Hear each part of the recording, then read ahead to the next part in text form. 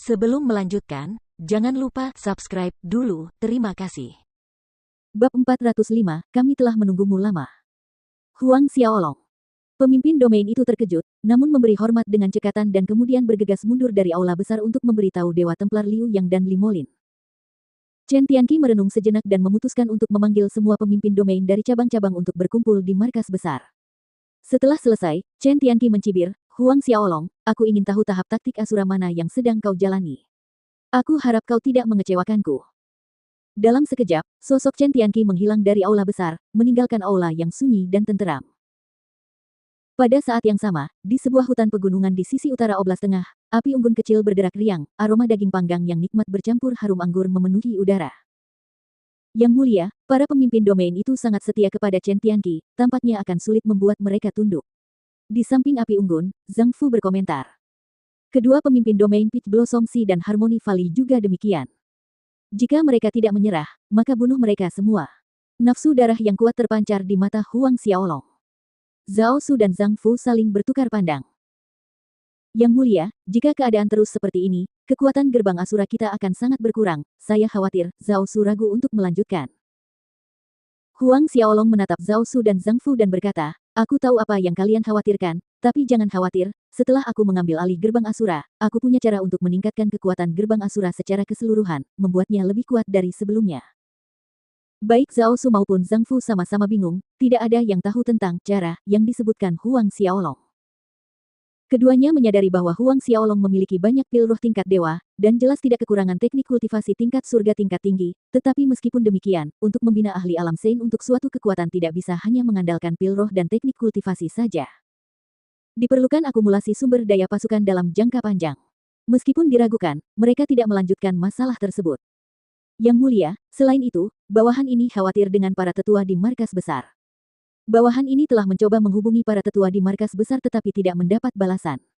Tidak satu pun. Zhao Su tampak khawatir, mungkinkah sesuatu telah terjadi pada para tetua di markas besar. Zhang Fu juga memasang ekspresi khawatir, para tetua markas ini selalu menentang Chen Tianqi, tetapi sekarang Chen Tianqi telah bersekutu dengan Dewa Templar, menyapu bersih semua rintangan yang dihadapi para tetua ini. Kata-katanya terhenti di sini pada kemungkinan terburuk. Semua tetua markas besar gerbang Asura dilenyapkan. Bekerja sama dengan Dewa Templar, Chen Tianqi pasti mampu melakukan hal itu. Suara Huang Xiaolong terdengar muram, mungkin tidak, kupikir Chen Tianqi kemungkinan besar telah mengunci semua tetua yang menentang di suatu tempat. Zhao Su menghela nafas berat, aku harap begitu. Zhang Fu merasakan beban yang sama. Jika kelompok tetua dimusnahkan oleh Chen Tianqi dan Dewa Templar, dan Huang Xiaolong sekarang membunuh para ahli alam Asura Gate Sein satu persatu, tidak dapat dihindari bahwa Asura Gate akan dikeluarkan dari peringkat 12 kekuatan super. Malam berlalu tanpa ada kata-kata lagi dan cahaya berangsur-angsur menggantikan langit yang gelap. Huang Xiaolong keluar dari kuil Sumi yang saleh.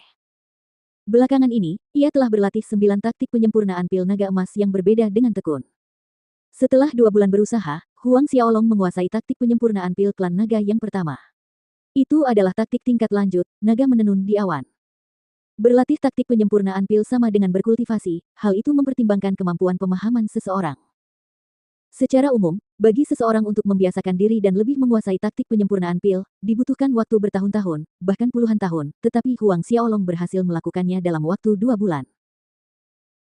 Muncul kembali di dunia luar, hal pertama yang dilihat Huang Xiaolong adalah Lil Tian tertidur di atas batu besar, dengkurannya terdengar berirama teratur saat air liur menetes dari mulutnya. Adegan ini membuat Huang Xiaolong tersenyum.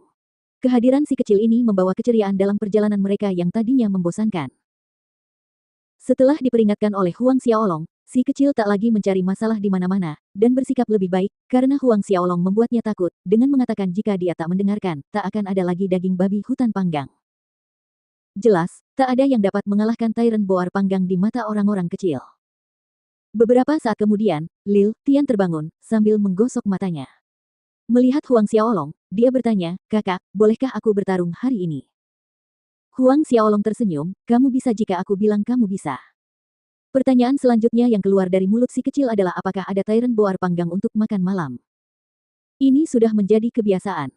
Setiap pagi, saat Lil Tian bangun, pertanyaan pertama yang akan ditanyakannya adalah apakah dia bisa bertarung hari ini, dan pertanyaan kedua adalah apakah ada Tyrant Boar panggang untuk makan malam. Saat Huang Xiaolong memastikan akan ada daging panggang untuk makan malam, si kecil akan melompat ke udara sambil bertepuk tangan kegirangan. Kelompok itu meninggalkan tempat itu beberapa saat kemudian, melanjutkan perjalanan mereka menuju cabang ketiga Asuras Gate. Huang Xiaolong bermaksud menaklukkan pemimpin domain. Mereka yang menolak akan dibunuh, sekaligus melemahkan pasukan Chen Tianqi. Kemudian, ia akan menuju markas untuk konfrontasi terakhir dengan Chen Tianqi. Namun, mereka tiba di cabang ketiga dan mendapati bahwa pemimpin domain cabang ini tidak ada. Bahkan, semua murid juga tidak terlihat.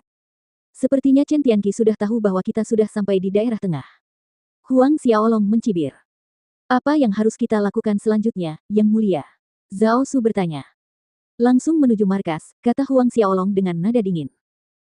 Yang Mulia, para Dewa Templar menempa seperangkat baju sirah naga ilahi, saya khawatir skarab mayat racun, Zhang Fu ragu-ragu. Kartu truf terbesar Huang Xiaolong adalah skarab mayat racun itu, dengan baju sirah naga ilahi yang ditempa oleh para Dewa Templar, yang bergegas ke markas dengan sembrono hanya dengan mengandalkan kekuatan mereka tidak akan berdaya melawan Chen Tianqi dan para Dewa Templar. Jangan khawatir, aku punya rencana. Sebuah cahaya bersinar di matanya. Ayo pergi. Maka, sesuai perintah Huang Xiaolong, rombongan itu langsung menuju markas besar Gerbang Asura. Dalam waktu setengah hari, mereka mencapai Gunung Phoenix Langit Surgawi. Hari sudah senja ketika mereka berempat menginjakkan kaki di Gunung Phoenix Langit Surgawi. Pemandangan di Gunung Phoenix Langit Surgawi pada waktu itu saat bara api matahari terbenam jatuh di bumi menambah sentuhan keindahan yang menenangkan. Namun, di balik ketenangan ini, Huang Xiaolong mendeteksi adanya gelombang niat membunuh. Sepertinya Chen Tianqi sudah lama menunggu kita. Huang Xiaolong berkata dengan dingin, dalam sekejap, dia, Zhao Su, Zhang Fu, dan Lil Tian terbang menuju aula besar Gerbang Asura. Beberapa saat kemudian, mereka turun di alun-alun di depan aula besar.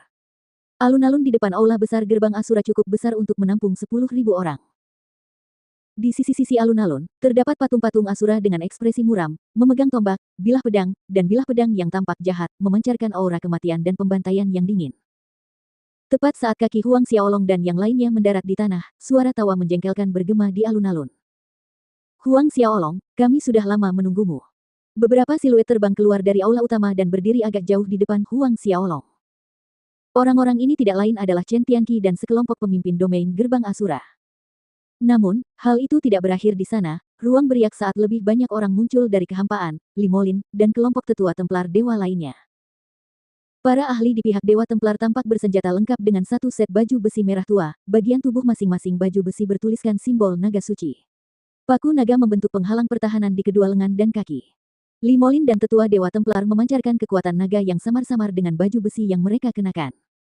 Baju besi berduri merah tua yang dikenakan ke-15 dari mereka adalah baju besi naga suci yang ditempa Dewa Templar dari mayat naga.